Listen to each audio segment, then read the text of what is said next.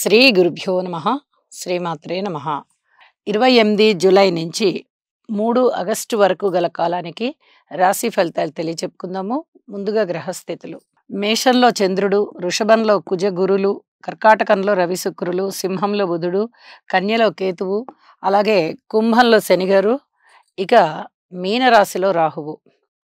వారాంతానికి వచ్చేటప్పటికి గ్రహస్థితులలో వచ్చిన మార్పు: చంద్రగ్రహము కర్కాటక రాశిలోకి వచ్చి ఉన్నది, అలాగే శుక్రగ్రహము సింహరాశిలోకి వచ్చి ఉన్నది. ఈ రెండు మార్పులు జరిగి ఉన్నాయి. అయితే గ్రహ సమ్మేళనాల యొక్క ముఖ్యాంశాలు ఏమిటి అంటే, కుజ గురులు గురుమంగళ యోగాన్ని తెలియచెప్తూ ఉన్నాయి. అయితే ఇది కూడా ఒక మంచి యోగమేను. జన్మజాతకంలో ఈ యోగం ఉన్నవారికి వ్యాపార అభివృద్ధి చాలా బాగా జరుగుతుంది.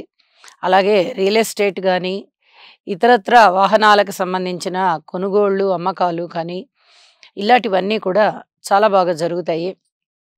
అలాగే రవి శుక్రుల కలయిక శుక్రమూఢమిని తెలియజేస్తూ ఉంటుంది. ఇప్పుడు వారాంతంలోకి వెళ్ళేటప్పటికీ ఈ కలయిక విడిపోయింది. శుక్రాచార్యుల వారు వచ్చేసి సింహరాశిలోకి వెళ్ళిపోయారు. అయితే అడ్మినిస్ట్రేషన్ కెపాసిటీ చాలా బాగుంటుంది అని చెప్పి తెలియచెప్పచ్చు.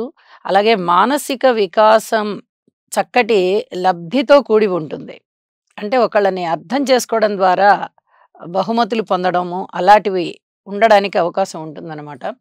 అలాగే వారాంతంలోకి వెళ్ళేటప్పటికీ రవి చంద్రుల కలయిక, ఇది అమావాస్య రోజుల్ని తలపిస్తుంది. రవిచంద్రుల కలయిక అయితే 2.5 రోజు ఉంటారు కాబట్టి, ఇటు త్రయోదశి చతుర్దశి అమావాస్య, లేదా చతుర్దశి అమావాస్య పాడ్యమి, ఇలా కలవడానికి అవకాశం ఉంది చంద్రుడు రవితో. మనిషి యొక్క విల్ పవర్ కాస్త తగ్గుతుంది. అంటే ఆ రోజున తెలియని దిగులు, తెలియని బెంగ ఇలాంటివి ఉన్నట్టుగా అనిపిస్తూ ఉంటాయి. అవి ఆ స్థానము సరిగా లేని వాళ్ళకి అనిపిస్తాయి. ఆ స్థానం బాగున్న వాళ్ళకి చాలా అద్భుతమైన ఫలితాలు ఉంటాయి. మంచి కమాండింగ్ నేచర్ ఉంటుంది. పైగా చంద్రుడు స్వస్థానంలోకి వచ్చున్నారు కదా, కాబట్టి ఇంకా చాలా మనస్సు బలోపేతమైనట్టుగా ఉంటుందన్నమాట. కాబట్టి ఈ కలయిక మంచిది అని చెప్పి, చాలా మంచిది అని చెప్పి తెలియచెప్తాము. ఇక బుధ శుక్రుల కలయిక సున్నితమైన ప్రవర్తనతో కూడినటువంటి ఆలోచనలు, చక్కటి ఆలోచనలు, అతి సున్నితమైన ప్రవర్తన, 10 మందిని ఆకర్షించడము, 10 మంది దృష్టిలో పడడము, చాలా గొప్పగా పడతారు. 10 మంది దృష్టిలో పడడం అంటే ఏదో అనామకంగా ఉండిపోవడం అలా కాదు.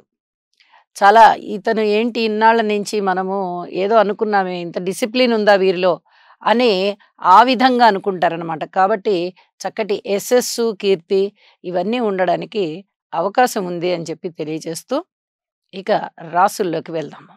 కన్యరాశి. కన్యరాశి వారికి ఈ వారం రోజుల కాలము కూడా చక్కటి ఫలితాలు కనిపిస్తూ ఉన్నాయి. షష్ఠ స్థానంలో శనిగారు ఉన్నారు, అలాగే నవమ స్థానంలో గురుగారు ఉన్నారు, ఇక ఏకాదశంలో రవి శుక్రులు ఉన్నారు. 4 గ్రహాలు కూడా చాలా చక్కటి ఫలితాలను ఇచ్చేటటువంటి స్థానాలలో ఉన్న కారణం చేత చాలా బాగుంది అని చెప్పచ్చు. అయితే వీరికి ఎంత బాగున్నప్పటికీ కృషి మటుకు మానకూడదు.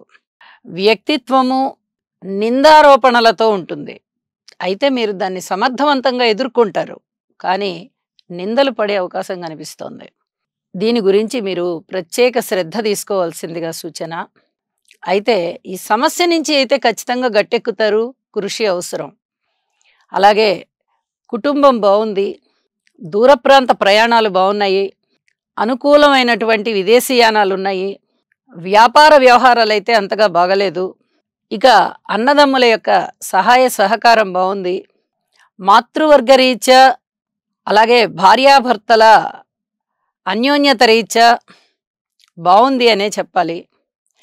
ఇప్పటి వరకు ఎవరైనా కోర్టు కేసులు వేసి ఉండి, కొంచెం కలహాలు ఉన్నాయండి మాకు, మేము డైవర్స్కి అప్లై చేసేసాము అనే వాళ్ళైతే వాళ్ళకి డైవర్స్ రావడం ఆలస్యం అవుతుంది. మాతృవర్గ రీత్యా బాగుంది, ఇతరత్ర కొనుగోలు అమ్మకాల రీత్యా బాగుంది. విద్యార్థులకి బావుంది. స్త్రీల విషయంలో బావుంది. రాజకీయ నాయకులు అత్యంత జాగ్రత్తతో ఉండవలసినటువంటి కాలంగా తెలియజెప్తున్నాను.